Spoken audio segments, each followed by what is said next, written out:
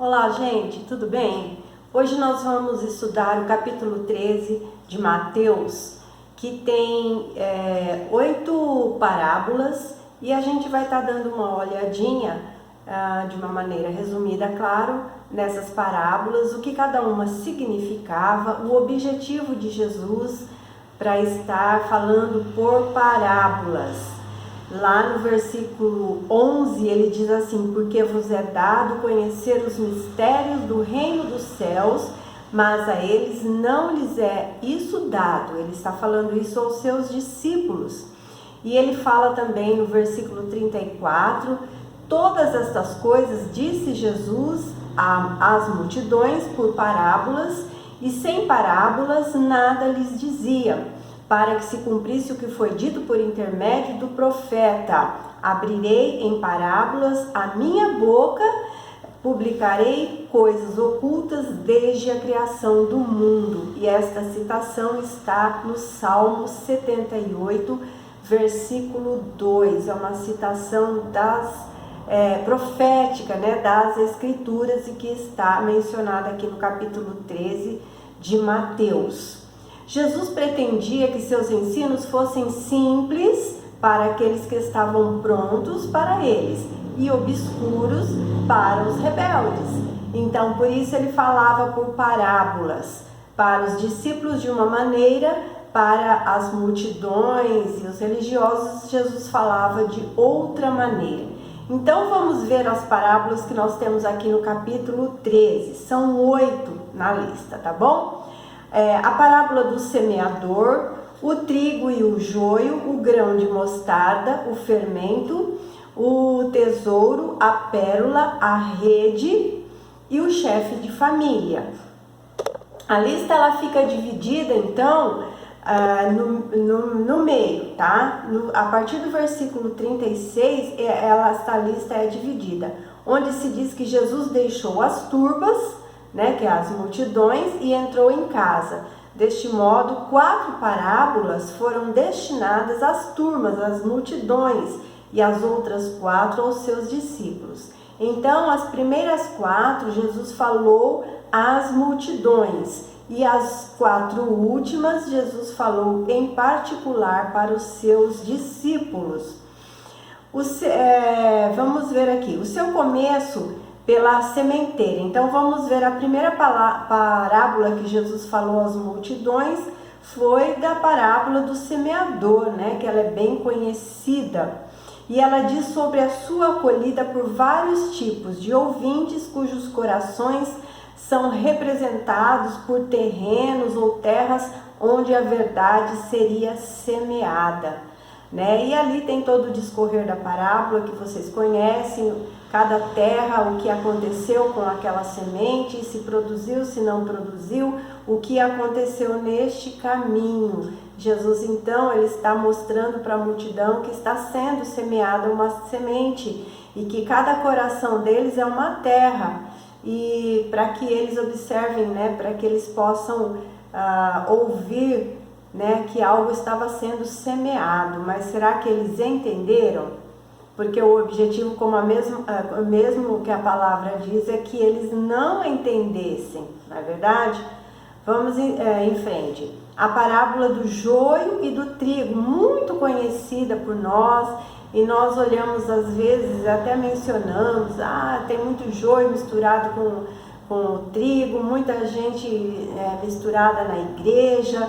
Vamos compreender de uma maneira mais assim, de uma maneira melhor, esta passagem.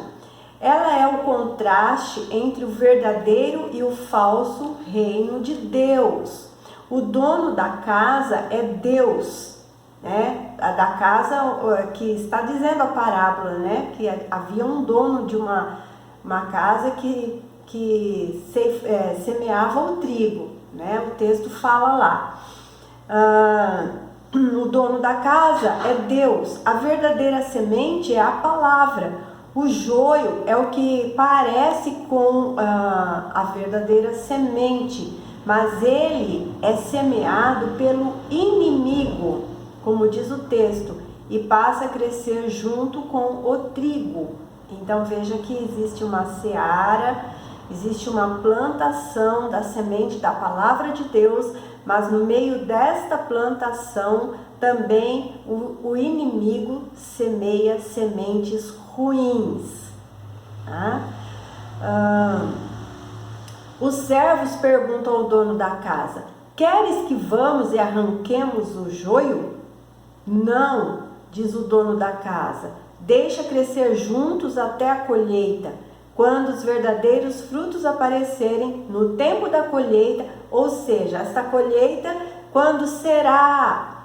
Será no juízo final, não é agora. Nós não temos como julgar, nós não temos como separar, tá tudo, como diz, né, junto e misturado. Agora não tem mais jeito. O inimigo já semeou muita semente ruim neste meio, né? Então ele diz para eles: não, vamos ver aqui, deixa crescer juntos até a colheita, quando os verdadeiros frutos aparecerem no tempo da colheita. E aí eu direi aos ceifeiros: ajuntai primeiro o joio, atai-o em feixes para serem queimados, mas o trigo recolhei ao meu celeiro. Aprendemos então que os ceifeiros não têm ordens para arrancar o joio, pois não têm capacidade de identificar o verdadeiro do falso durante o crescimento. Portanto, isso somente se dará no juízo final de todas as coisas, onde Deus separará os que são verdadeiramente seus. E fica para nós aqui uma lição e um temor, né? Para que nós não façamos aquilo que Deus não quer que façamos. Ele não deu ordens ainda, e só Ele é aquele que pode julgar, e esse julgamento vai acontecer lá no final. Agora nós temos que conviver juntos. Infelizmente não tem mais uma plantação pura, não tem mais uma plantação que não seja contaminada. E isto é muito verdade, muito visível aos nossos olhos nos dias de hoje, cada vez mais. Muitas vezes nós até já é tão claro, identificamos o joio no meio do trigo, mas não cabe a nós arrancarmos, nem separarmos, nem julgarmos, porque isso diz respeito ao próprio Deus.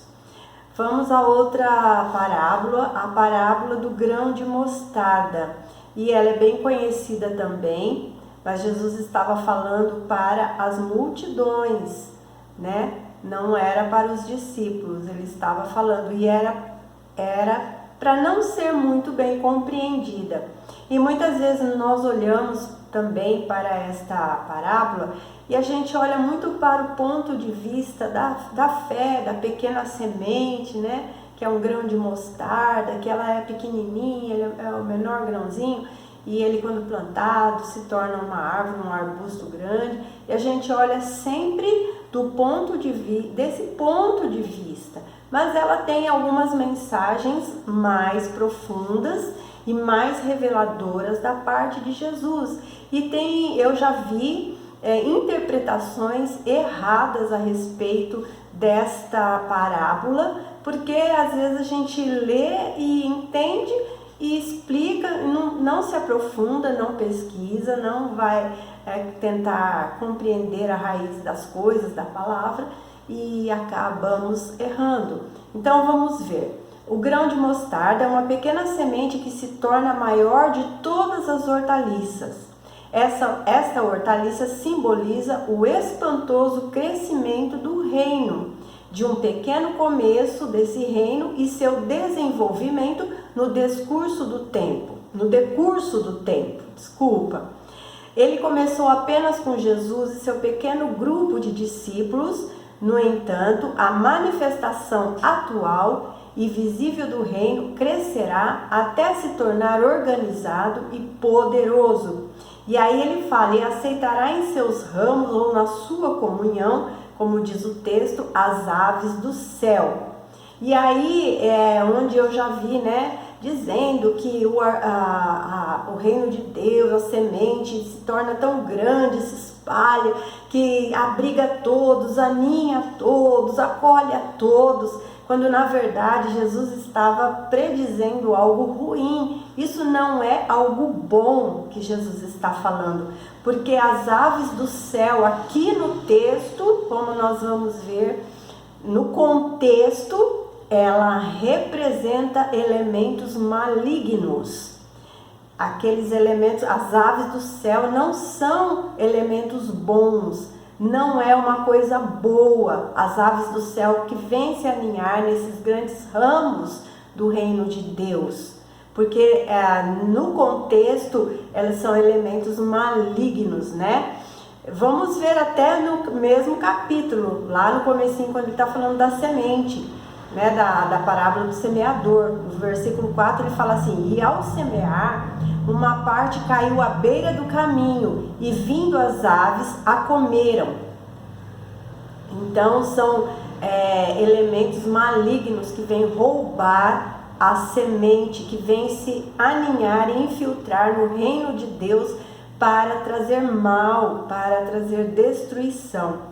Aqui nesta parábola, as aves figuram o agente do mal, ou seja, Jesus está antecipando que esse reino seria contaminado e roubado em sua verdadeira essência pelo mal. E aí nós vamos chegar vamos chegar aos dias de hoje e vamos projetar para o futuro. Apocalipse 18:2 diz: onde a grande Babilônia representa a igreja apóstata, que é exatamente o que vemos hoje, ou seja, o resultado dessa malignidade que infiltrou na igreja, no reino de Deus, neste grande reino que se espalhou pela terra, mas também foi contaminado pelo mal, e onde surgiu a igreja apóstata, que foi roubada, que traz mentiras, inverdades, sofismas, coisas que parecem, mas não é.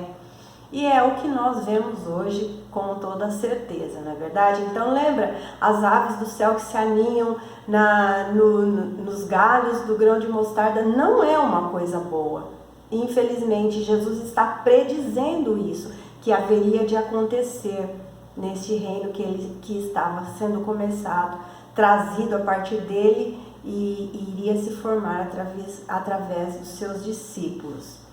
Outra parábola que ele fala é a do fermento, né? E eu também já vi interpretações erradas, porque a gente põe o fermento na massa e ela cresce, né?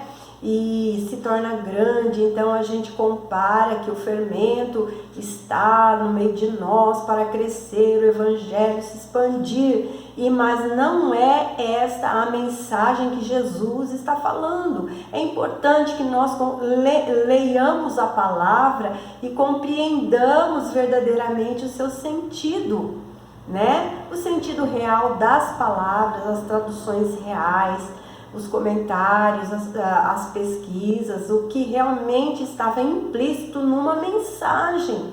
É obrigação nossa investigar e não apenas ir passando por cima e dando as nossas pessoais interpretações.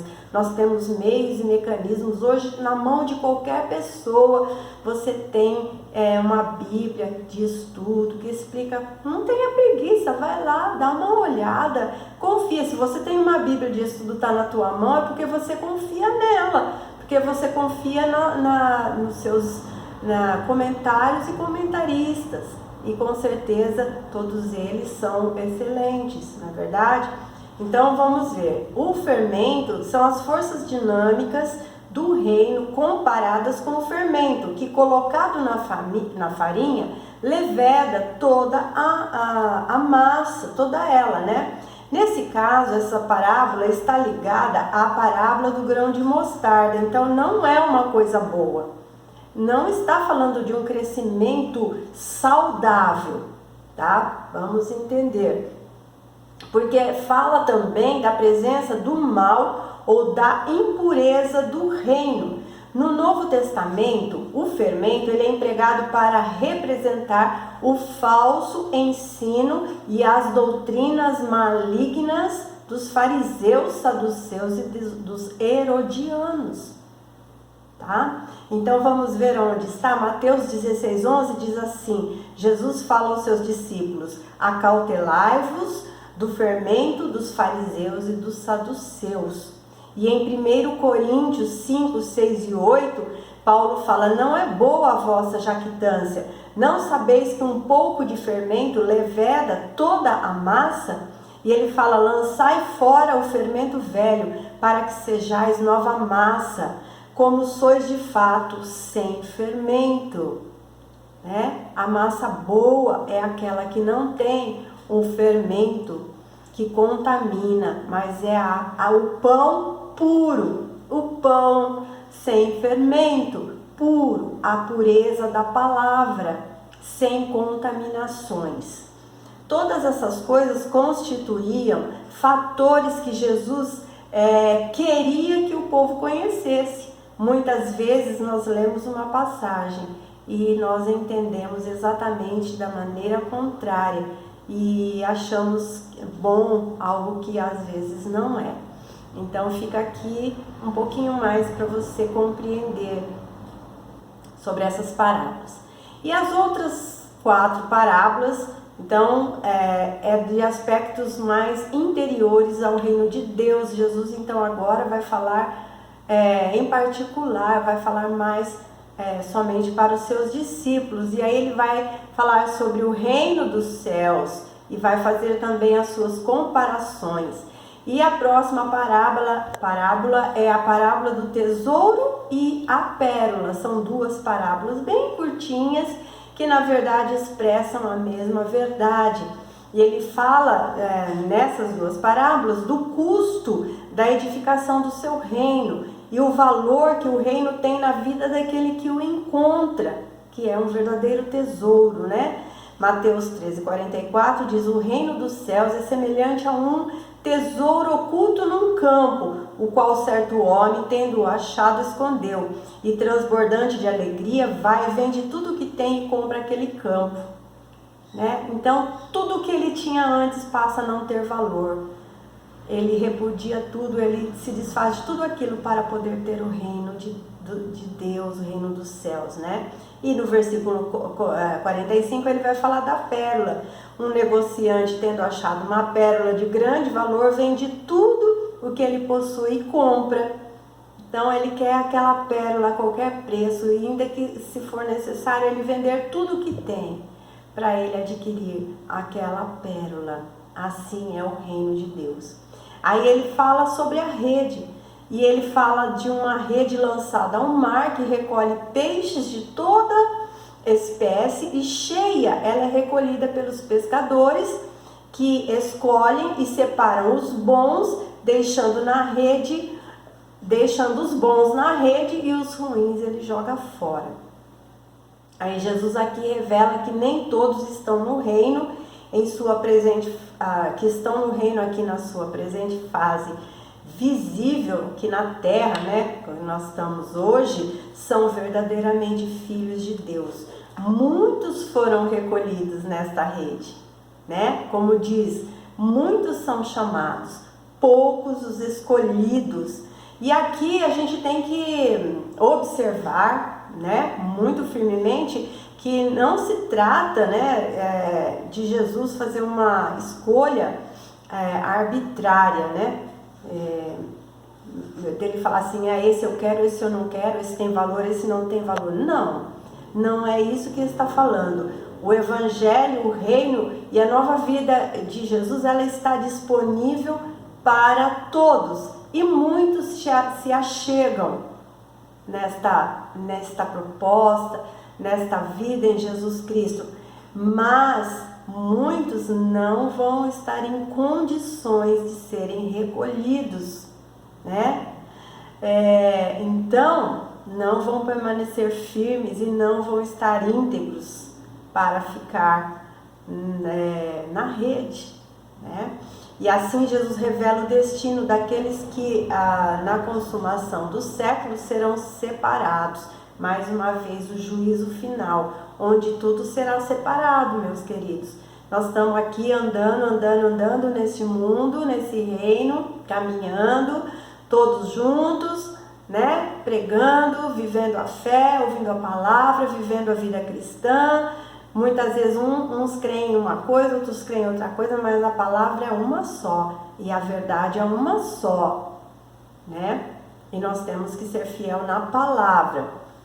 Então, na consumação dos séculos, serão separados os bons dos ruins e serão lançados na fornalha de fogo, a fornalha acesa, onde haverá choro e ranger de dentes. É o que Jesus está falando para os seus discípulos. Então ele fala, vocês vão jogar a rede, e ela vai vir cheia de peixes, mas não são todos que vão ser recolhidos. Ali mesmo na morte de Jesus já foi feita uma grande separação. Quantas multidões andavam atrás de Jesus, né? Comeram o pão que ele multiplicou, mataram as suas fomes, foram curados, os leprosos, de 10 apenas um voltou. É assim, é a realidade. Então, todos esses, um dia, lá na consumação do século, no juízo de Deus, onde ele vai separar os bodes das ovelhas, o joio do trigo, os bons dos ruins, os justos do injusto. E essa é a separação, né? Infelizmente, a parte ruim vai ser lançada no fogo. É algo terrível que ninguém gosta de pensar agora, né? E para terminar, ele fala da parábola das coisas novas e velhas. E é muito pouco falar dessa parábola, ninguém comenta muito sobre ela.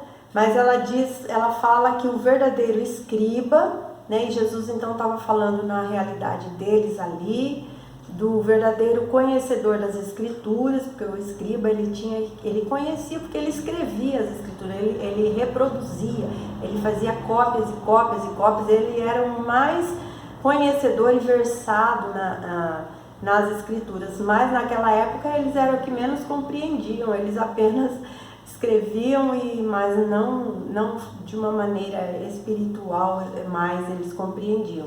Mas ele fala do verdadeiro escriba, né? Que ele é versado no reino dos céus, ele conhece as escrituras. E ele fala nessa parábola, ele é semelhante a um pai de família que saberia saber o duplo destino e a mistura dos elementos novos e velhos no seu ensino. Ou seja, trata-se de um mestre da lei que já instruído na lei de Moisés, instrui-se também sobre o reino de Deus e sabe assim ensinar o novo sem desconsiderar o valor do antigo. Desculpa, gente. Ao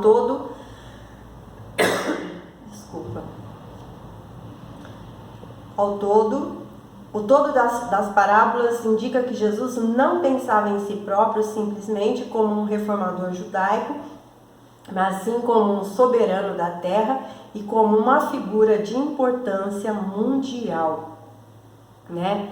E eu vou encerrar aqui o capítulo, porque já está difícil para mim, porque eu estou saindo daquela gripe forte, né? Mas já encerrei as parábolas. Compreenda melhor as escrituras, porque julgais ter nela grande valor. Deus abençoe sua vida, compartilhe com alguém que você queira que aprenda esta palavra, em nome de Jesus.